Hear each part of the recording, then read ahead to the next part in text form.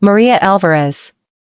Daniel Reed, two names whispered in the same breath as the Pacific fog rolls over a quiet California suburb. The night Maria vanished, the streetlights hummed like witnesses afraid to speak. Neighbors remember her smile, her careful steps, the way she checked the locks twice.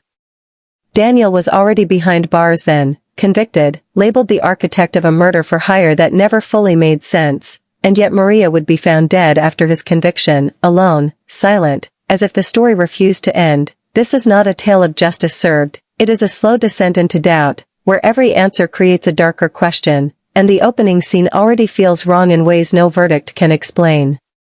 Before the headlines hardened, Maria Alvarez was a presence, warm voice, measured laugh, a woman rebuilding life after betrayal. Friends say she carried fear like a second shadow, ever since the trial began.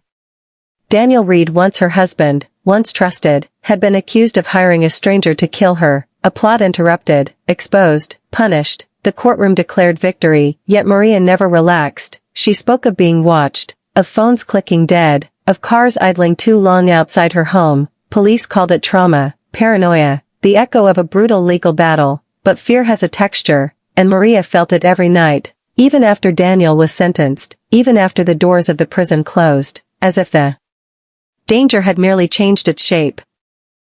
The police were baffled, no evidence, no suspects.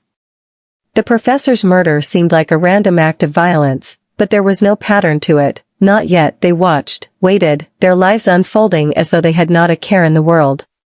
But somewhere, deep down, they knew it was only a matter of time before their past caught up with them. A woman who lived in a neighboring town, a journalist, someone who had been investigating cold cases.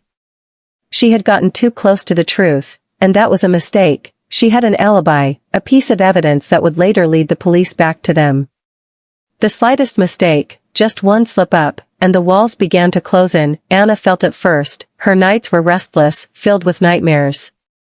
Mark, however, grew more confident, convinced that they had outsmarted everyone. But even he could feel the tension, the weight of the investigation growing heavier. The police found a clue, something they had missed the first time, an anonymous tip, a whisper in the dark that led them to Mark's car. And that's when the game changed. Now, they were suspects. But the police didn't have enough to charge them, not yet. Mark and Anna went into hiding, their relationship becoming more strained, cracks appearing in the foundation they had built. The investigation was like a slow burn, creeping toward them. The police were getting closer, but it was still anyone's game. No one could say for sure who would win. False leads, dead ends, and the haunting realization that they couldn't keep running forever. Anna started to unravel. She grew paranoid, distant, and frightened.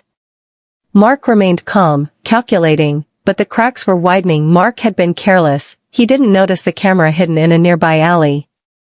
The footage was grainy, but it was enough to connect him to the crime scene. The police were on the move, the manhunt began, and Anna and Mark were now on the run. But they knew it was over. They had been caught, but they hadn't realized just how much they had left to lose. But the walls were closing in faster than they could run.